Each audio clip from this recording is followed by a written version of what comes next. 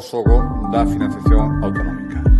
Por tanto, este informe que hoxe avaliou o Consello constata que esta situación pon en perigo a prestación dos servizos básicos en Galicia. Bueno, coñecen as cifras que avala a Consellería de Facenda e non só a Consellería, a Xunta de Galicia, o Foro Económico tamén cifraba en máis de 600 millóns de euros ao ano, o que suporía a posta en práctica do que se está falando estes días, do que se está indicando que se pode materializar. Por darles algunha idea, o que pon este informe é que solo coa salida de Cataluña do réximen común, este cupo, suporía que Galicia deixara de ingresar o equivalente ao que o custo de 2 anos de prestacións das diferentes prestacións relacionadas coa dependencia, ou, se queren, outra equivalencia, é o mesmo que o orzamento anual das Consellerías de Economía e Medio Ambiente xuntas, é dicir, as dúas consellerías, o orzamento das dúas consellerías de Medio Ambiente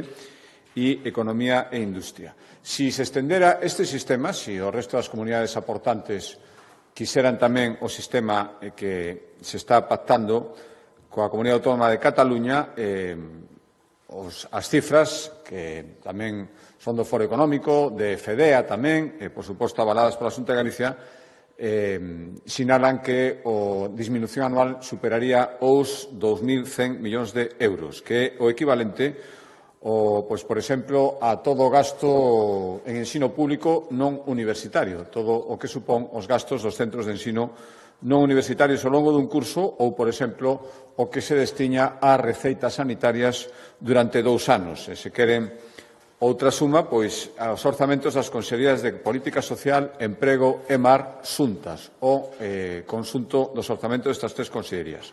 Por lo tanto, estas cifras, xa digo, unhas son o que suporía a saída de Cataluña a inscripción a un sistema de cupo, e se as resto das comunidades autónomas que teñen que son aportantes netos fixeran o mesmo, pois iría as magnitudes que lles acabo de decir.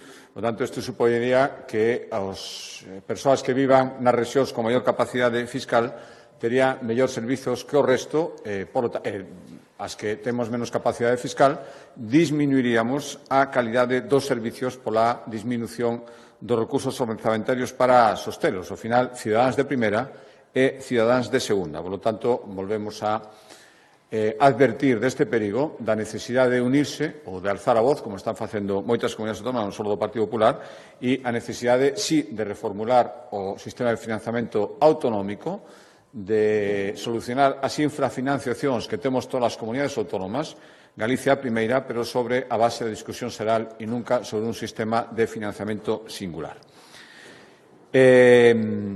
Isto respecto ao financiamento autonómico. Hai outro informe que coñeceu o seu Consello da Xunta de Galicia sobre as repercusións tamén da Consellería de Facenda, as repercusións do que ata agora coñecemos sobre as posibles decisións que podría tomar a Comisión Europea para o seguinte marco financiero e que afectarían a moitos sectores. Por agora, coñecemos o impacto que podría ter sobre os fondos de cohesión, os fondos específicos destinados á agricultura e os recursos pesqueiros. Estou falando do novo período económico, 28-32, pero o que estamos coñecendo xa é que a intención da Comisión é diluir fondos que ata agora eran exclusivos para destinalos á política do sector primario, política do agro, política do mar, se diluyen en partidas que converterían con outras áreas e, ademais, habería disminucións. Hai un informe, que foi o que hoxe coñeceu, elevado pola Consellería de Facenda, elaborado pola Fundación Galicia Europa, que alerta do impacto negativo que estas posibles decisións da Comisión terían en sectores estratégicos para Galicia, como a agro, a pesca ou a industria agroalimentaria. Somente o recorte que se adianta nun 20% da política agraria común da PAC suporía que Galicia deixara de ingresar en todo o período 480 millóns de euros, é dicir, 80 millóns menos o ano solo para a política agraria común. Estes son fondos claves, como saben, para modernizar e facer máis sostible as explotacións rurais. A Comisión tamén avanza que a súa intención é eliminar un fondo que está dirixido especificamente ao desenvolvemento do mundo rural, o Fondo FEADER, co que estamos agora mesmo, dende a Xunta de Galicia, financiando axudas tan importantes como as que buscan estimular a incorporación de xente nova de mozos ao agro ou a instalación de actividades non especificamente agrícolas no medio rural. Tamén se anuncia a intención de eliminar o Fondo FEMPA, que é un fondo exclusivo para políticas relacionadas co sector marítimo, e diluílo noutro fondo, tamén baixar a súa cantidade. Isto tamén é clave para a cadea mar e industria en Galicia, que será máis de 50.000 empregos. Por lo tanto, a Xunta vai reaccionar frente a isto, frente a estas ideas que xa se anuncian dende a Comisión. As conselleiras de Mar e de Medio Rural van convocar ao sector primario para empezar a articular medidas que primeiro terán que ser dirixidas ao propio Goberno central. Ao final, isto é unha decisión a Comisión que está negociando cos países membros.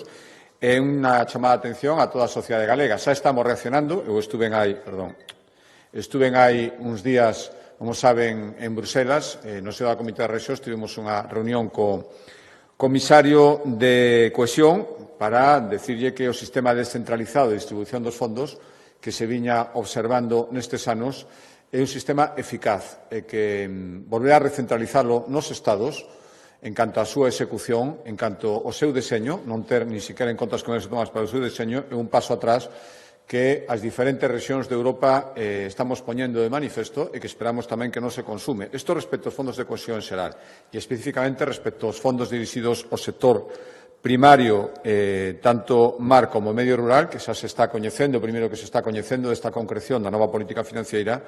Dende logo, encendemos todos os sinais de alarma e esperamos que a Comisión Europea recapacite e teña en conta todo o que estamos dicindo.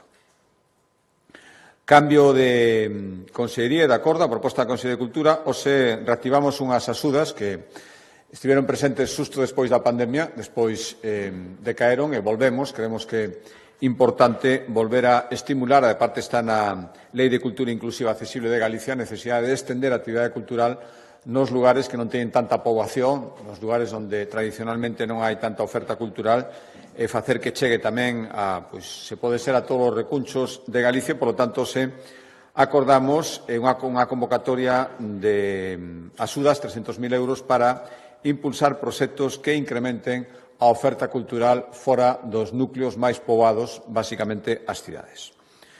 Outro acordo en materia de cultura, proposto pola Consellería de Cultura, que nos leva hoxe a aprobar declarar ben de interés cultural o Museo de Arte Contemporáneo Carlos Maside, en Sada, e a colección que alberga de máis de 1.400 obras. O museo, o propio edificio que xestiona, como saben, a Fundación Sargadelos, ten un gran valor arquitectónico. O propio edificio é artístico, tamén o edificio é a colección que alberga. O edificio é un fito de arquitectura contemporánea española, as obras que están dentro, Luis Seoane, Castelao, Isaac Díaz Pardo, Urbano Lugrís, é unha perfecta mostra da evolución da arte galega no século XX e, polo tanto, todo isto é o que leva a declarar o edificio que alberga a Fundación, o edificio que alberga o Museo de Arte Contemporáneo Carlos Maside e a colección que está dentro do edificio, isto é o que se declara ben de interés cultural e con isto son 790 os BICs declarados en Galicia. Cambio de acordo, a proposta da Axencia Galega de Turismo, hoxe aprobamos a construción dunha pasarela sobre a Nacional 525 na parroquia de Bendoiro, en Lalín, para atravesar, mediante un paso elevado, unha estrada de 4 carrís donde había un risco certo para a seguridade viaria, sobre todo os pelegríns. Estamos falando da Vía da Plata, cruza moita xente por aí todos os días, e dentro do plan global que ten a Xunta de Galicia, 43 millóns de euros para mellorar a seguridade viaria nos diferentes camiños de Santiago cara ao Xacobeo 2027, adicamos 356.000 euros para construir este paso elevado que hoxe se aprobou no Consello da Xunta de Galicia. Cambio de consellería, a proposta da Consellería de Vivenda. Hoxe saben que xa vimos colaborando coa Autoridade Portuaria da Coruña para construir na zona do Parrote unha plataforma flotante para baño, unha zona de baño segura. Investimos 3 millóns de euros, xa se está construindo, a previsión é rematalo en un par de meses, a finais de verán, e hoxe autorizamos unha continuidade, autorizamos asinar un convenio coa Autoridade Portuaria da Coruña para construir un edificio de servizos donde se está construindo esta plataforma en área do Parrote.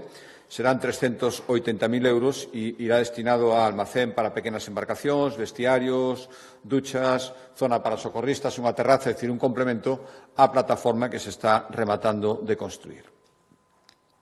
Cambio de acordo de Consellería. A proposta da Consellería de Medio Ambiente, hoxe autorizamos licitar as obras que serían a segunda parte do desenvolvemento do acordo que chegamos hai uns meses co Concello de Ferrol para colaborar con este Concello, igual que queremos facelo coas restantes cidades galegas, na instalación de redes de saneamento e depuración, a competencia municipal que, en moitos casos, sin a axuda da Xunta de Galicia, é moi difícil levar a cabo. Recordarán que no Consello pasado, me parece que aprobamos 31 millóns de euros para ampliar e mellorar a depuradora Emilia García de Arousa, e hoxe o que facemos, dentro do acordo xeral que temos co Concello de Ferrol para destinar conxuntamente 11 millóns de euros para estender e mellorar as redes de saneamento e depuración de augas nas parroquias de Ferrol, o que aprobamos hoxe foi a primeira fase deste acordo, 5,7 millóns de euros para a fase 1 da colaboración co Concello de Ferrol e mellorar a depuración e o saneamento nas parroquias ferrolás de Brión, Covas, Doniños, Esmelle, Cabana e A Graña. 5,7 millóns de euros, dos cales o 70% o achega a Xunta de Galicia e o 30% restante o Concello de Ferrol. Cambio de acordo de Consellería, proposta da Consellería de Sanidade, hoxe aprobamos o segundo plan comunitario de saúde. O primeiro aprobouse sempre en zonas consideradas vulnerables desde o punto de vista de hábitos sanitarios. Xa aprobamos o primeiro, este en vigor en Santiago, no barrio de Vite, e hoxe aprobamos o segundo plan comunitario de saúde que se vai desenvolver no barrio vigués de Teis a través dun convenio coa Asociación Plan Comunitario de Teis, onde a Xunta de Galicia aporta 180.000 euros. Cales son os obxectivos? Pois promover hábitos saudables en zonas que consideramos especialmente necesario que se faga, mellorar o bienestar emocional, previr adicións entre os rapaces, sobre todo entre a xente nova desa zona. A idea é converter estes primeiros plans, o de Vite e o de Teis, en modelos de boas prácticas e estendelo despois a outras zonas que o necesiten. Que se vai facer con estes 180.000 euros? Pois programas de prevención nos centros educativos respecto a adicións, charlas para familias e para os alumnos, actividades deportivas, todo ten que ver coa implantación de boas prácticas e prevención das adicións. Cambio de Consellería e de acordo. A proposta da Consellería de Política Social, recordarán que nas últimas semanas aprobamos varias liñas de axudas para entidades sociais, 32 millóns de euros, e hoxe continuamos e estas liñas de axuda para fines sociais levounos a aprobar 8 millóns de euros para colaborar cos concellos en programas de apoio a persoas en risco de exclusión social, programas educativos, programas de apoio familiar, e atender a atención ás persoas sen fogar, todo isto con estes 8 millóns que destinamos e que executarán os concellos. Cambio de acordo de Consellería, proposta da Consellería de Economía dentro das diferentes axudas que a Xunta de Galicia mantén en vigor dende hai anos para axudar as persoas máis desfavorecidas a poder costear os gastos derivados da factura da luz e da calefacción, por exemplo, outros gastos enerxéticos. Ahora mesmo hai tres axudas. O bono social eléctrico, que supón que as persoas en función da renda obteñen descontos na factura da luz. O bono social térmico, tamén unha axuda extra os que disfrutan xa de desconto na factura da luz para pagar gastos, sobre todo, de calefacción.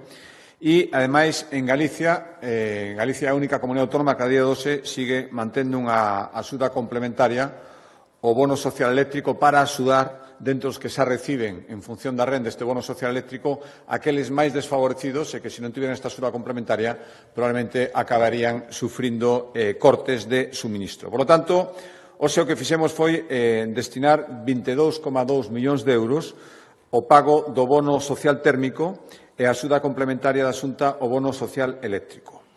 20,3 millóns de euros van para pagar o bono social térmico, do que se van beneficiar 93.000 consumidores galegos, son para gastos, xa digo, non eléctricos, derivados de gastos enerxéticos, sobre todo calefacción, e 2 millóns de euros axuda complementaria para os que reciben o bono social eléctrico, que son fondos estatais, para complementalos aqueles que, se non tiveran esta cantidade adicional, probablemente acabarían sufrindo un corte de enerxía. Este fondo complementario, que xa digo que agora mesmo solo está vixente en Galicia, serían 150 euros con carácter xeral e 225 en caso de familias numerosas. No caso do bono social térmico, os beneficiarios, decía, son 93.000 e no caso do bono complementario, os beneficiarios estarían ao redor dos 12.500.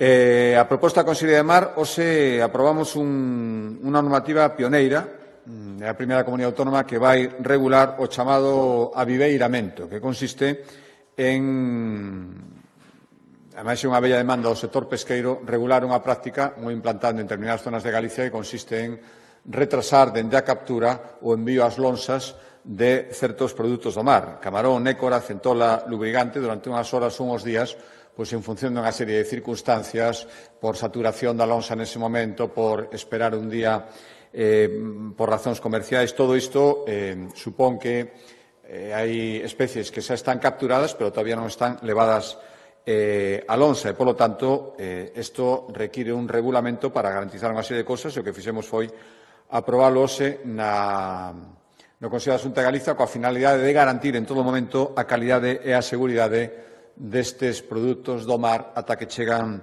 a lonsa. Que regulamos? Pois os lugares autorizados para almacenar capturas, que poden ser gallolas no mar ou poden estar dentro do barco durante unhas horas, poden estar como o tempo máximo, o máximo 7 días, dende que se capturan ata que chegan a lonsa e, ademais, este decreto en todo momento, a orden da Consellería do Mar, en todo momento exixe garantir a trazabilidade do produto con independencia de que tarde en chegar a lonsa dende que é capturado.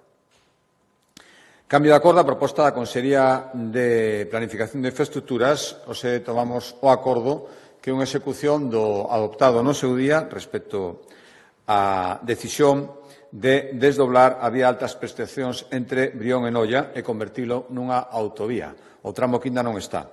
En total son 29 millóns de euros os que a Xunta de Galicia vai destinar a transformación desta vía, que ten unha circulación media, un MD de ao redor de 10.000 vehículos e en determinadas épocas do ano bastante máis.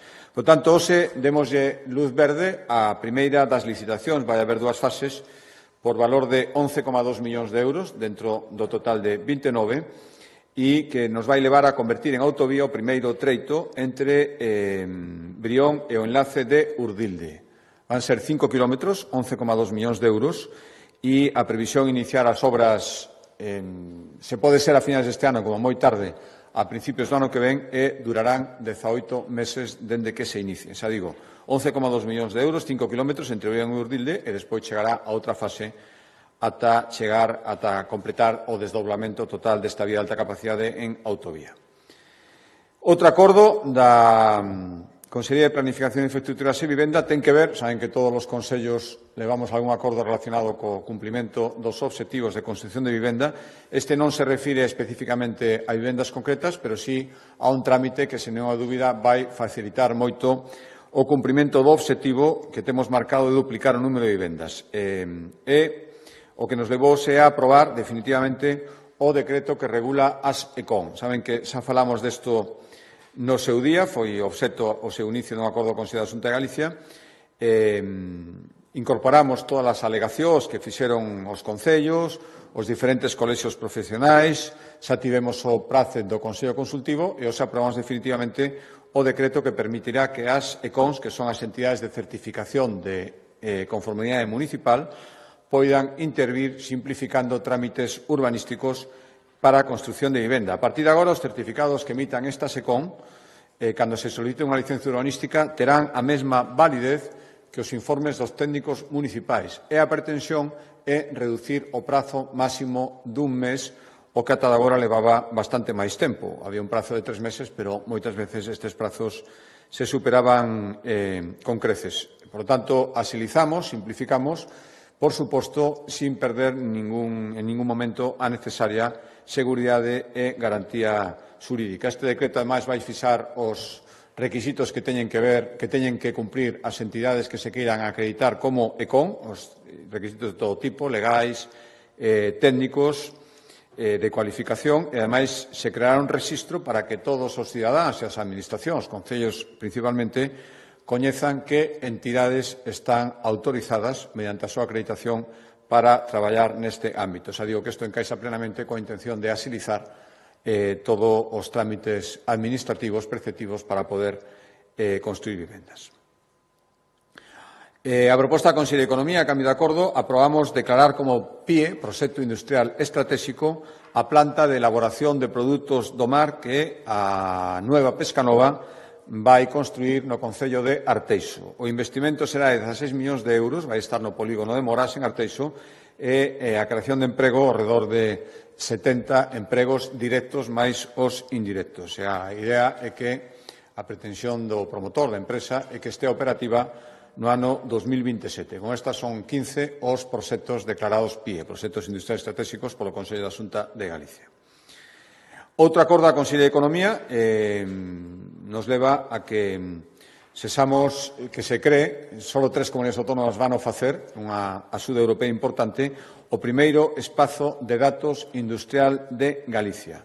Para que? Para que as empresas poidan compartir información que lles permita gañar en competitividade e aproveitar, ademais, unha serie de ferramentas que van estar neste espazo virtual. O investimento importante de 2,5 millóns de euros para facer esta plataforma virtual que vai permitir, está diseñada para eso, a todas as empresas incluídas na plataforma, acceder a grandes volumes de datos, intercambiar información e poder tirar todas as ventaxas que supón ahora mesmo todo o manexo do Big Data de un xeito, ademais, privado e totalmente seguro.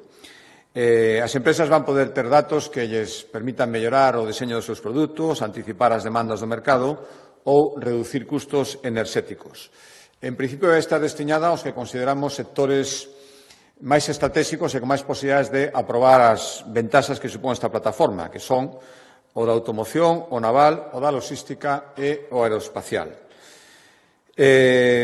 Como vai funcionar? Bueno, explicarán máis polo miúdo, explicará a Consellería de Economía, pero, basicamente, por unha banda, as empresas van poder colgar datos nesta plataforma, o que poder intercambialos unha vez que estén colgados vayan aportando, e, ademais, haberá unha elaboración a disposición da plataforma a disposición das empresas que formen parte desta plataforma, simuladores e ferramentas moi útiles para o seu traballo diario. Por exemplo, un sistema predictivo que permita anticipar a demanda que vai haber no sector naval en función de unha serie de parámetros do mercado mundial e dos niveis de demanda, un programa para calcular os custes e incrementar o aforro enerxético no sector da automoción, un simulador do uso de drones para mellorar as operacións logísticas e un sistema intelixente para deseñar rutas no transporte marítimo ou terrestre. Son algunhas das utilidades que estarán nesta plataforma a disposición das empresas que a utilicen e que aporten a súa información e se beneficien da información que aportan outras tamén.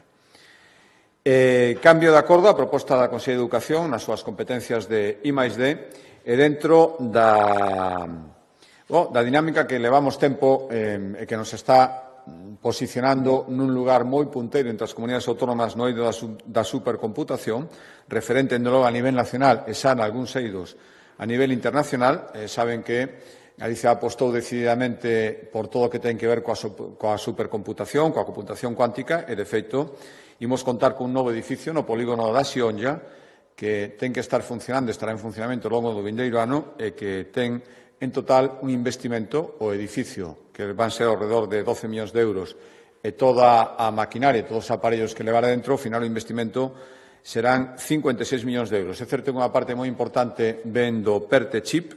Galicia é a comunidade que máis financiamento acadou, por iso decía que estamos nunha posición punteira e referente.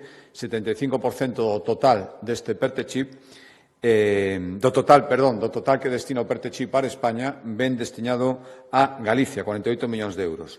E, despois, o resto, ata o 56, son aportados pola Xunta de Galicia, e o acordo que tomamos hoxe ten que ver co contido deste edificio, cuxa execución vai supoñer 12 millóns de euros. Hoxe que acordamos? Pois adquirir, por unha parte, un novo supercomputador, o Finisterrae 4, que ten maior potencia para realizar cálculos e cubrir as necesidades de novas ferramentas. A IA exixe grandes capacidades de cálculo. Este novo supercomputador o vai ter. Tamén novas infraestructuras para ampliar a capacidade de almacenamento de datos neste edificio. E, por último, un novo computador cuántico que vai permitir aumentar exponencialmente a capacidade de cálculo, ademais do Finisterrae, e resolver problemas moi complexos que a día de hoxe os computadores normais non poden afrontar e do cal tirarán ventaxe, igual que o do Finisterrae, non só as administracións, sino moitas empresas en Galicia e fora de Galicia. Por lo tanto, hoxe acordamos destinar 34 millóns de euros a todos estes aparellos que irán no edificio que se construirán na Xionlla e, en total, serán, como decía, 56 millóns de euros que a Xunta de Galicia destinará a todo o que ten que ver coa nova computación, a computación que ten que ver cos métodos cuánticos. Penúltimo acordo, a proposta da Consellería de Sanidade, en realidad teñen que ver tanto o que vou explicar agora como o que despois explicará o Consello de Educación. Estes dos acordos o que buscan é aproveitar todas as potencialidades que son moitas de inteligencia artificial para permitir que moitos traballos que agora mesmo teñen que facer, a maior parte de carácter administrativo, tanto sanitarios como os docentes, poidan ser realizados pola inteligencia artificial e, polo tanto, teñan máis tempo a dispor para o que realmente é necesario e o que realmente teñen que facer, que é o seu traballo sanitario e o seu traballo docente.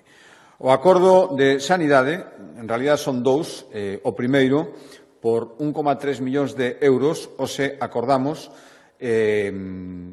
adquirir un novo servicio tecnolóxico que vai a axudar a simplificar, como decía, o traballo burocrático dos sanitarios. Explicará, a partir de agora, explicará con máis detimento a Consellería de Sanidade, pero por darlles algún adianto do que vai supoñer esta nova ferramenta, pois, por exemplo, vai aliserar, como decía, o traballo dos médicos, porque a través de inteligencia artificial xeraremos de forma automática informes de cada enfermo para dar as altas médicas hospitalarias. É dicir, este é un traballo que ao final tiña que facer cada médico responsable do alta, con todos os datos que tiña das probas que se iban facendo no hospital, xerar todo ese informe e ter que facelo.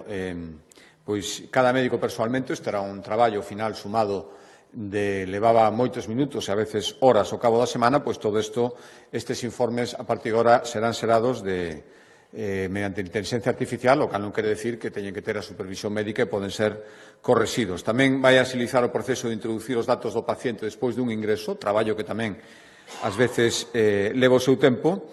Hasta agora eran os profesionais que teñen que cubrir este informe. Tamén vai permitir aos médicos realizar consultas personalizadas sobre o historial dun paciente, moitas conclusións con base ao historial que a partir de agora poden extraerse pola inteligencia artificial. Tamén vai comparar os datos dos pacientes con guías clínicas e alertar o facultativo cando considere que é necesario realizar algunha acción. Por suposto, ao final o facultativo decide, pero a inteligencia artificial tamén será proactiva en base aos datos do historial agora de propoñer tratamentos ou calquera circunstancia médica e, ademais, creo que moi importante, xerará informes de alta comprensibles para os pacientes e poñelos nunha linguaxe sinxela e comprensible, que creo que isto moitísima xente o agradecerá. Decía que tiña este acordo sobre a utilización de IA en materia sanitaria dúas partes, a primeira que acabo de relatar e a segunda, a que hoxe nos leva a contratar un servicio de inteligencia artificial específico para mellorar a prevención e atención aos pacientes diabéticos por casi 500.000 euros, 485.000. Cal é o obxectivo? Pois alertar os sanitarios ante posibles casos de prediabetes ou de diabetes que estiveran sen detectar e, polo tanto, sen controlar e, por exemplo, ten un sistema que vai detectar de forma automática posibles casos sin detectar en menores de 35 anos, especificamente para poder facer tratamentos co tempo necesario e non deixar que pase moito tempo e que o tratamento despois sexa moitísimo máis difícil. Xa digo, son dúas posibilidades das moitas que a partir de agora iremos coñecendo, sempre baixo supervisión médica, por suposto, o médico ten a última palabra, pero axudas potentes que permite a inteligencia artificial en materia sanitaria. E outro acordo, tamén neste senso, pero da Consellería de Educación, é o que nos vai permitir, ao explicar ao conselleiro, eliminar moita burocracia nos centros escolares. Hoxe dimoslle o visto e prace a un plan para reducir, os trámites administrativos nos centros educativos que vai permitir eliminar ata 600 pasos administrativos e aforrar, un cálculo estimativo, 120.000 horas por curso académico que os docentes dedicaban a estas tareas. Isto implica modificar 50 procedementos, mellorar 22 aplicacións informáticas. Por exemplo, a partir do vindeiro curso vaise poñer en marcha un app para o chamamento dos profesores sustitutos. Xa non terán que estar pendentes dunha chamada telefónica. Isto vai permitir axilizar a cobertura do persoal, xa que este proceso farase de xeito automático. Pero para darles máis detalles, dou a palabra ao Conselleiro de Educación.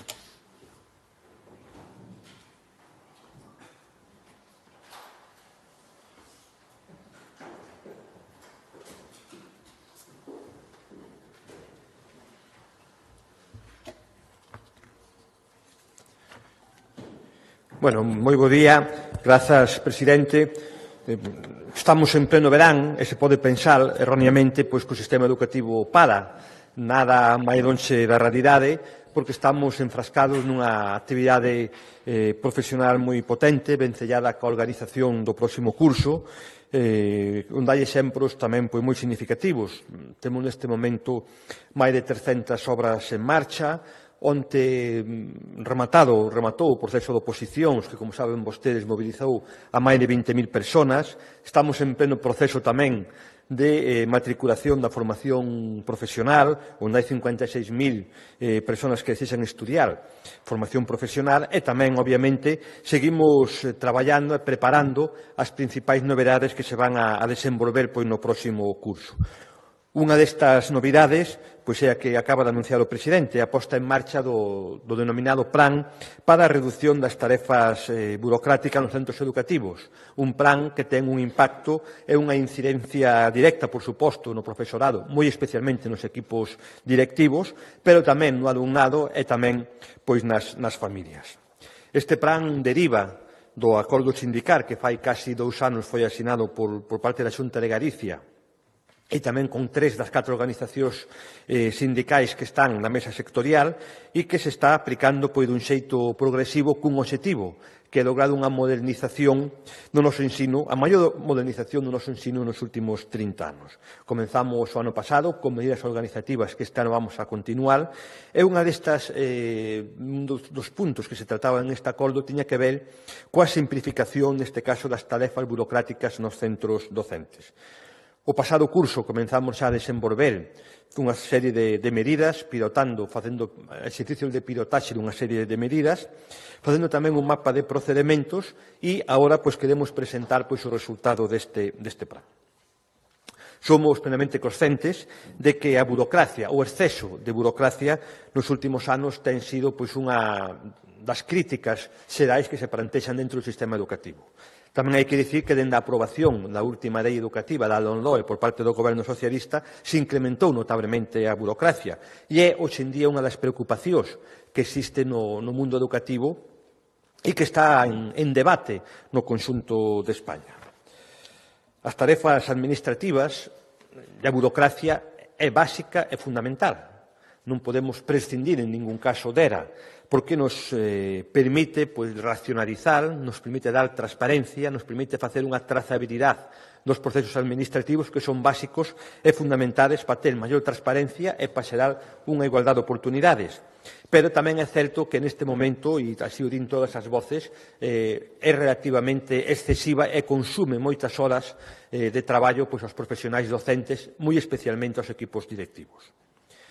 O plan que presentamos hoxe se estructura en 3 grandes eixos, en 3 grandes liñas de actuación, en 46 accións, ten un encaixe integral, unha visión integral dentro de outras accións que estamos desenvolvendo dentro do ámbito da Consellería, e esta visión integral se fundamenta, como xa digo, en 3 grandes eixos: a simplificación, a digitalización e tamén a actualización normativa. Simplificación. A simplificación administrativa, basicamente, o que pretende pois, é racionalizar toda a xestión documental que hai dentro dos centros educativos. Hai unha enorme cantidad de documentos que unha familia ten que aportar, que un alumno ten que xestionar, e o que se pretende, basicamente, sin eliminar os controles necesarios para garantir o correcto funcionamento, é racionalizar e simplificar todo o que ten que ver ca xestión documental dentro do sistema educativo. O segundo ten que ver ca digitalización. Basicamente, buscamos unha oportunidade para poder incorporar todo tipo de ferramentas informáticas, de ferramentas tecnolóxicas, de inteligencia artificial, para reducir e facilitar o traballo do profesorado e mellorar a organización e o seguimento dos procesos administrativos que se dan dentro dos centros educativos. Aquí temos tamén un vencellamento directo con dúas liñas de traballo nas quais estamos traballando. Por unha parte, con Edugaria, que foi obxecto dunha subvención moi importante por parte da compra pública innovadora, como tamén do programa Xénica. Tamén isto chega ás familias. Acabamos de dar unha proba moi recentemente coa posta en marcha da matrícula móvil, que é aproveitar os recursos tecnolóxicos para facer e para dar maior oportunidade ao sistema educativo. Temos tamén o marco normativo. Vamos a actuar sobre a normativa que regula todos os ámbitos de relación dos centros educativos. É lóxico que se avanzamos na simplificación e se avanzamos na digitalización haya un soporte legal para todos estes cambios. Parte deles se van a introducir na Lei de Educación Digital, que presentaremos antes de fin de curso, e tamén se fará unha revisión progresiva dos diferentes procesos e normativas que existen para que poida haber unha seguridade xurídica en todos estes cambios que se van a plantexar. Cales son os obxectivos que se pretenden con este plan? Hai obxectivos cuantitativos e cualitativos. Temos unha estimación conservadora dos datos que vai a supor a implementación deste plan. Xa os avanzou o presidente. 3 liñas de acción, 46 accións concretas. Vamos a actuar sobre 50 procedementos administrativos que existen nos centros educativos. Vamos a actuar tamén sobre 22 aplicacións informáticas que, a día de hoxe, manexan os centros educativos. Contamos cunha estimación conservadora, reducir un aforro de horas de 120.000 horas no conxunto do sistema educativo de traballo administrativo, asumido fundamentalmente por o profesorado e por os equipos directivos, e aforrar en torno a 600 pasos nos procedementos, moitos destes procedementos que se multiplican todos os anos e que de xeito exponencial nos dá conta da magnitud enorme deste ámbito. Desde a perspectiva cualitativa, que se pretende? Desde a perspectiva cualitativa, o que se pretende é reducir a carga de traballo administrativo que os profesores, os docentes, como profesionais públicos, teñen. Reducirlle esta carga administrativa no día a día e que ese tempo poida orientarse cara a un mellor funcionamento e cara a unha mellor atención ao alumnado e tamén ás súas familias. Calendario de implantación. Xa comenzamos cunha serie de pilotaxes no curso pasado en diferentes accións concretas e tamén fixamos un mapa dos procedementos. Accións concretas, por exemplo, todo o que ten que ver cos protocolos de absentismo. Cando un alumno ten falta a clase moitos días, abre un protocolo de absentismo. Pois ben, xa o ano pasado modificamos unha serie de procedementos, un destes é un exemplo para facer un pilotaxe e evaluar o seu funcionamento. E vamos, a partir do curso 25-26 e 26-27, o que vamos a facer é desenvolver de xeito progresivo todas as accións contempladas en este plan. Como se dixen, primeiro hai que estudiar, hai que analizar cada un dos procedementos, que son moitos. Segundo, hai que modificar as aplicacións, diseñar as aplicacións informáticas para que se poidan levar a cabo as diferentes modificacións. E terceiro, hai que desenvolver as normas legales para dar seguridade xurídica a todos os cambios que se pretenden introducir. Exemplos concretos están nas accións deste propio plan, pero eu diría, algúns en cada unha das grandes liñas de traballo. Por exemplo, na simplificación administrativa, vamos a unificar e a xestionar dun xeito corporativo as máis de 22 plataformas sobre as cuales estamos traballando. Falamos das programacións, falamos da carga de datos de aplicacións que poden ser comedores, transportes, escolarización, é dicir, todos os pasos administrativos que existen dentro do sistema.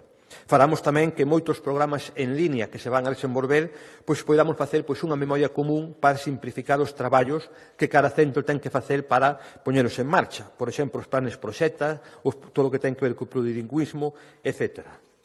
En digitalización, por exemplo, vamos a crear unha plataforma, unha aplicación específica para atender todo o que ten que ver ca atención á diversidade e a orientación que se faga dentro dunha plataforma onde beban diferentes fontes e teñamos dun xeito moi rápido e moi áxil o acceso a toda a información.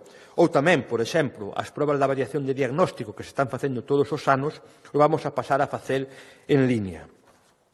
No eido do marco normativo, como xa dixen, estamos traballando na Lei de Educación Digital e vai cubrir unha serie de aspectos importantes. Por exemplo, a asignatura digital do profesorado, intentando que para algúns procedementos sexa obrigatorio utilizar a asignatura digital. Ou tamén regularemos todos os informes internos que se deben facer dentro dos centros e que están amparados dentro dunha normativa específica.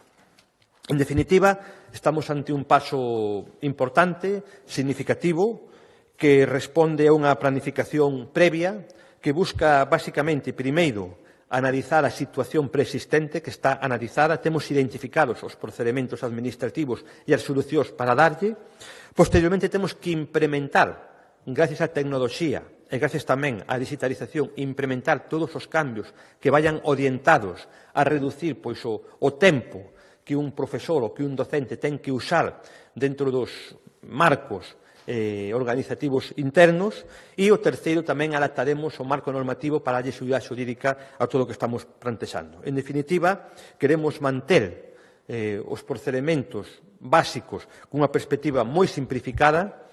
Queremos todo aquilo que garantiza unha organización coherente, unha transparencia e tamén unha trazabilidade dos procesos mantelo, pero facelo dun xeito moito máis áxil, moito máis simple e que permita ganar tempo. Ao final, basicamente, o que queremos é ganar tempo, que o docente, o profesorado, teña que dedicar menos tempo a trámites administrativos e burocráticos e os poida dedicar a atender aos alumnos e ás familias, en definitiva, a centrarse máis no seu traballo concreto.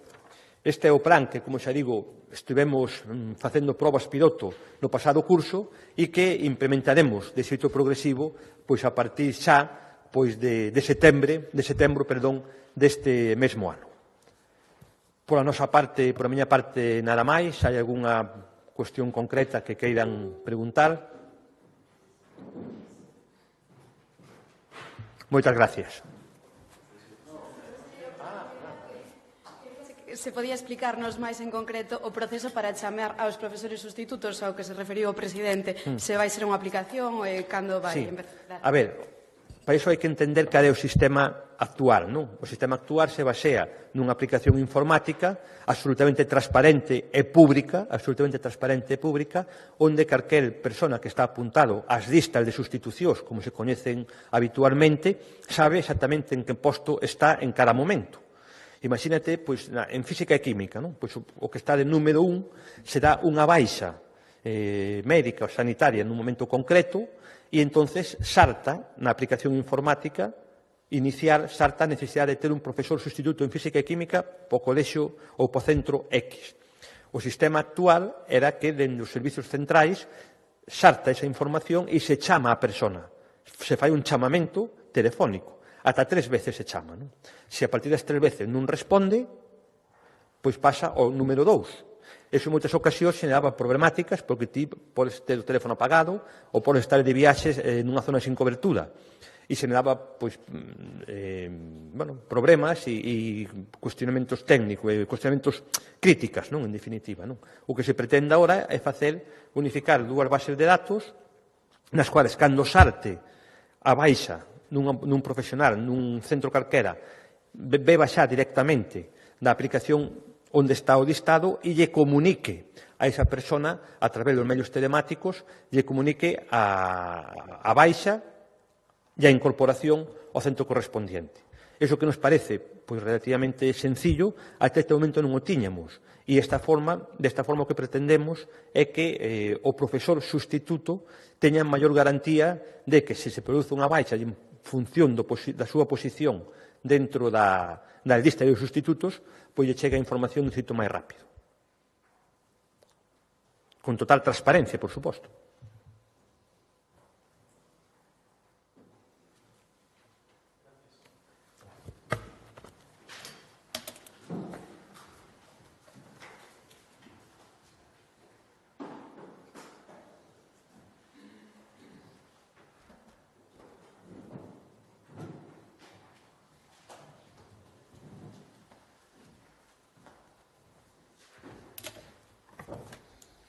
Boas tardes, presidente. Dúas cuestións, unha referida a P9 despois dese informe, dese ditame europeo. Non sei se ten pensado solicitar unha reunión co ministro Puente ou co presidente do Goberno para ver se é posible agora sí conseguir ese rescate da P9. Tamén quería preguntarlle sobre a Facultade de Medicina, xa que a Universidade da Coruña iniciaba de xeito formal o expediente para implantar a titulación, se a Xunta se vai a manter firme na súa oposición a ese grao. Gracias. Sí, respecto á primeira pregunta, eu creo que é un momento, poucas excusas hai, é un momento, ademais, de ser ambicioso, plantexarse xa directamente, o que, por outra parte, era unha promesa, eu quero recordarlo, do Partido Socialista na campaña de todas as autonómicas, que era a gratuidade. Pois agora é o momento, dan as contas, coñecen vostedes unha estimación económica da Xunta de Galicia, que incluso por algún partido político da oposición foi estimada a baixa, e, desde logo, dan as contas comparado con todo o que queda ata o final da concesión para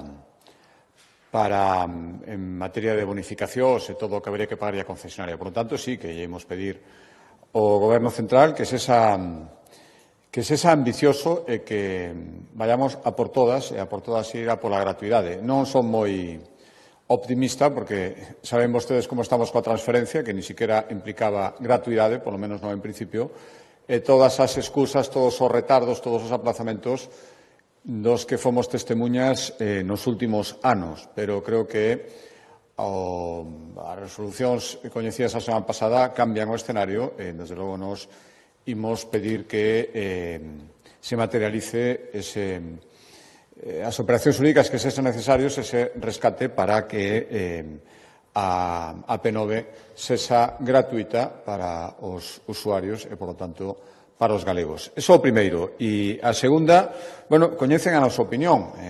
Fui o primeiro en recoñecer, se recoñecía a Consellería de Sanidade tamén, a necesidade de mellorar todo o que ten que ver coa docencia, a súa descentralización. Creouse un grupo de traballo e, por lo tanto, por aí imos seguir. E se pode ser acelerando. Por tanto, non é que a parada non é oposición a iso, é decir que o que temos hai que racionalizalo para que funcione axeitadamente e sexa unha facultade de medicina de toda Galicia, operativa, viable económicamente e que, ademais, con a perspectiva de futuro. Esa sigue sendo a postura da Xunta de Galicia e aquí imos manter e, por lo tanto, non estamos de acordo con esa iniciativa. Boas tardes, presidente. Quería preguntarlle cal é a posición do Goberno galego se finalmente se materializa a decisión do Goberno central de enviar a Galicia esos máis de 300 menores inmigrantes. Gracias. Mire, pois cumprir a lei, lóxicamente. A parte esa se encargou o Goberno de ameazar coa intervención da Policía e da Fiscalía mesmo, salí estes días nos medios de comunicación, pero eu non renuncio a que o Goberno central entre en razón. Que, mire, sabe o que pasa? Que estamos vendo, ao final, en que consiste, que é a consideración do Ministerio respecto aos menores. Non son persoas, son unha carga, un número, que lles causa problemas, que se teñen que sacar de encima, que non son capaces ni sequera de cumprir esa sentencia do Supremo respecto aos algo máis de 1000 que tiñan que xestionar, decidiron que este é un problema das comunidades autónomas. As comunidades autónomas estamos dicindo que non temos os medios necesarios para poder atenderlos, eso lles dá exactamente igual.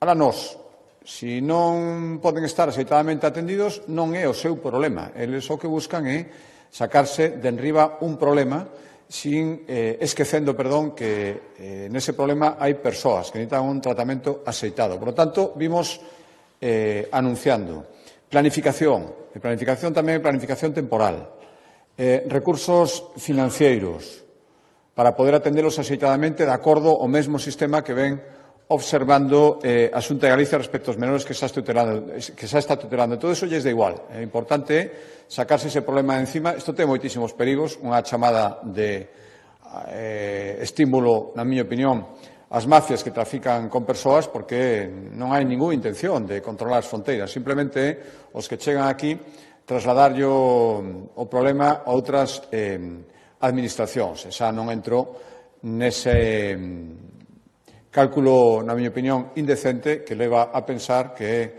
no País Vasco nada, en Cataluña prácticamente nada, e unha comunidade autónoma que no caso de Cataluña temos todavía un tercio, teñen 3 veces máis población que nós, prácticamente non acollan ningún, e en Galicia teremos que acoller máis de 300. As cousas non se fan así. Dito isto, se unha decisión, aparte do recurso que xa plantexamos, por suposto que haberá que cumprir a lei, pero eu volvo a preguntarlle ao Ministerio se quere que os acollemos que nos digan onde e como, non simplemente que se saquen un problema de encima porque ese problema son persoas. Nos o temos en conta, eles parece ser que non. Hoxe en Asturias, onde se iba adiante cos votos tamén do PSOE, unha proposición que rexeita acordos bilaterais entre o Goberno e comunidades sobre financiamento autonómico, e tamén un balance, se o ten, dos primeiros días do bono turístico que se empezou a descargar o venres. Sí, o pleno en Asturias. Bueno, eu poñía en valor estes días a postura valente de presidentes autonómicos socialistas que están funcionando e actuando máis na súa condición de presidentes autonómicos que de socialistas e, por lo tanto, pensando máis nos intereses dos seus cidadáns que nos intereses do Partido Socialista e por eso están tomando este tipo de determinacións. E non só presidentes que gobernan, tamén partidos socialistas que están na oposición a algunha comunidade autónoma que están dicindo o mesmo, que este cupo é absolutamente insolidario, pon en perigo, como poñía de manifesto o informe do que hoxe dimos conta no Consello, a prestación de servicios básicos en igualdade en todo o territorio e vai en detrimento de moitas comunidades autónomas, entre as Galicia. Por iso é incomprensible que vendo o que está dicindo o presidente de Asturias socialista, o presidente de Castela-Mancha socialista, os portavoces da oposición socialista en varias comunidades autónomas, Extremadura, creo que un dos casos, todo iso que aquí o Partido Socialista de Galicia xa renuncia absolutamente, perda todo tipo de vergonza, é esa máis sanchista que o propio presidente Sánchez. Como se explica que aquí estén amparando, blanqueando, estimulando algo que é tan malo para Galicia cando seus propios, xa non falo de informes independentes, que hai moitos, en materia económica que din que isto é un disparate. Os propios presidentes socialistas están actuando de presidentes e non de socialistas. Que mágoa que a oposición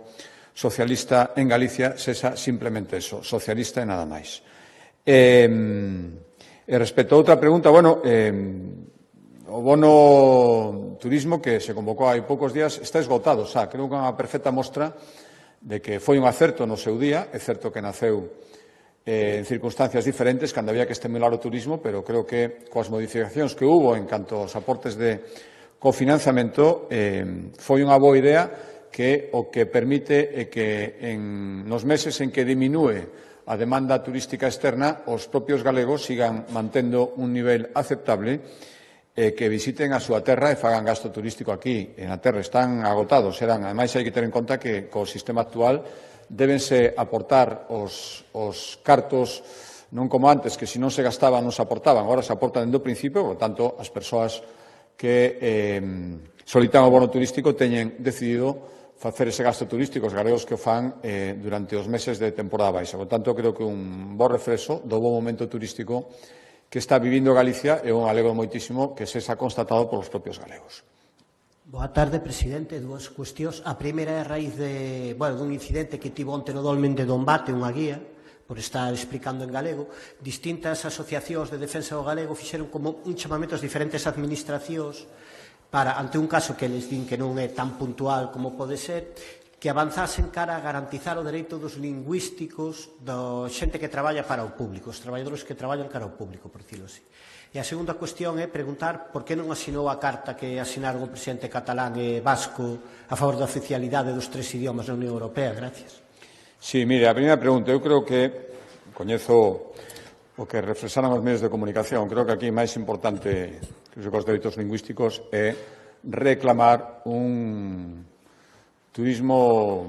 Cando falamos de turismo sostible, tamén un turismo no que os turistas sexan educados e respetuosos. E, polo tanto, se o que refliten os medios de comunicación foi así, o que demostra é que esas persoas que tiveron esa actitude o que son os maleducados e non gardan respeto polos profesionais que están facendo o seu traballo. Por tanto, isto que hai que reclamar é decir que, afortunadamente, a inmensa maioría dos que nos visitan non teñen esas actitudes. Para mí é o máis importante nestes momentos. E respecto á segunda pregunta, mire, unha razón moi sinxela, só explicamos nas semanas pasadas. Primeiro, visto ademais o resultado, outra vez o rexeitamento dos países europeos.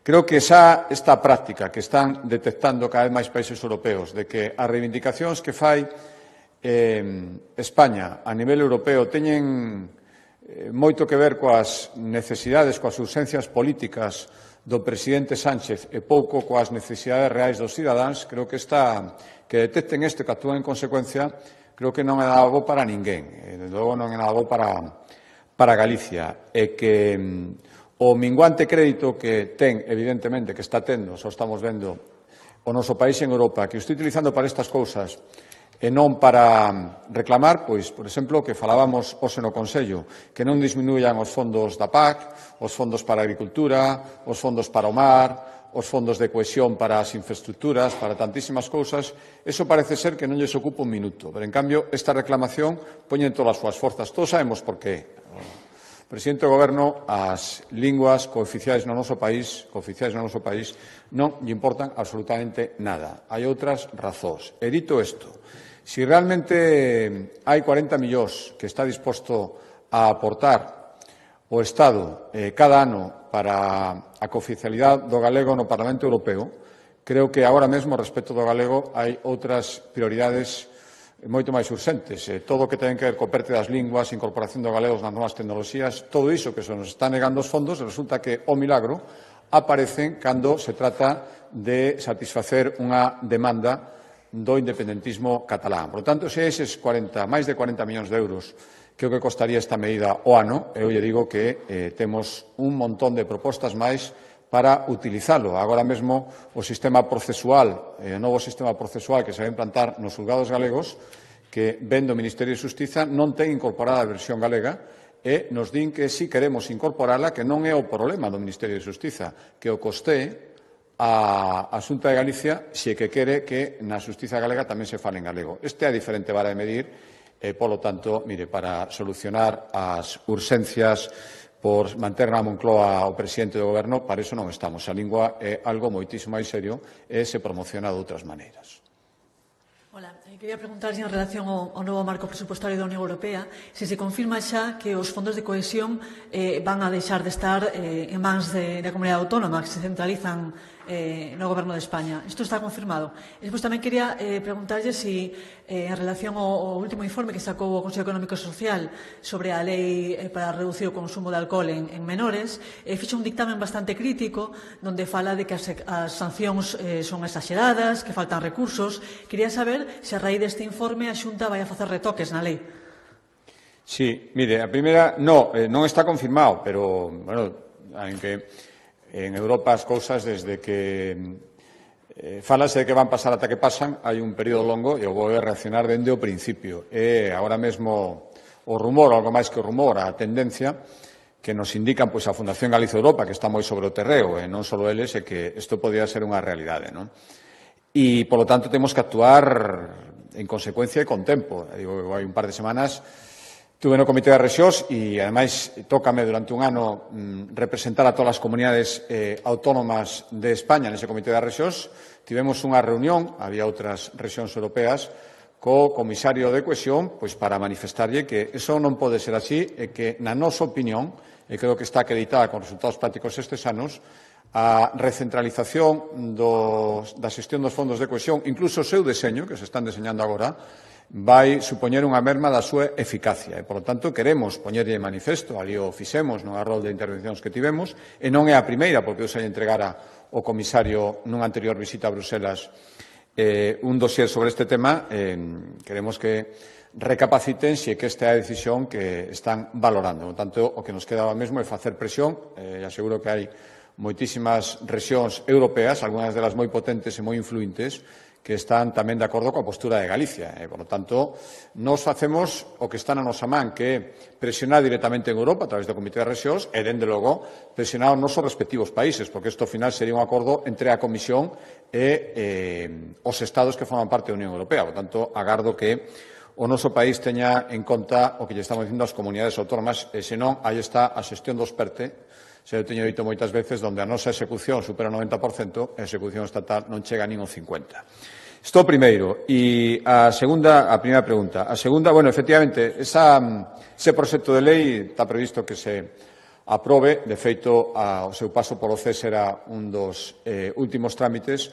Se aprobe en poucas semanas, virá aquí a Consellería de Xunta de Galicia, lles daremos, por suposto, cumprida conta. Veremos ese informe do CES, o que se poida incorporar, sen dúbida, e que pensemos que procede, por suposto, faremos, para iso son os órganos asesores, pero, en todo caso, eu advirto que non son, en ningún caso, a intención da lei é punitiva. Eu non creo neso, creo moito máis na prevención, e, polo tanto, o que queremos é previr esas conductas e as sancións, o gallá que non houbera que poñer ningunha. O que buscan é impedir que se produzcan as conductas que orixinan as sancións. Non a lei recaudatoria, ni moitísimo menos. De todas formas, teño entendido que son as sancións que estaban na lei de ámbito nacional, que creo que do ano 2010. De todas maneiras, verémolo, e se poden incorporar as consideracións do CES o faremos, e, en todo caso, xa aviso que non é intención en absoluto esta lei que é pioneira,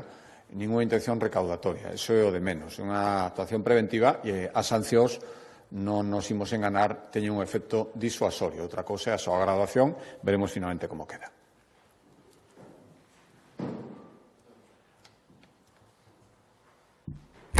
Bos días, presidente. Nada, sobre a cuestión lingüística, comentaba antes vostede que felicita aos presidentes autonómicos que exercen como presidentes do seu país, da súa autonomía, e non do seu partido. Comento isto porque nestes últimos días destacados dirigentes do partido, comezando polo presidente do seu partido, destacaba a súa posición con respecto ao tema de impulsar o galego na Unión Europea. Quería preguntar se non cree vostede que tamén sería unha posición de presidente defender o galego na UE, como fai o presidente catalán ou como fai o presidente vasco, non? Que son as tres linguas que se impulsan ali, independentemente do que comentou vostede, que tamén podo estar de acordo.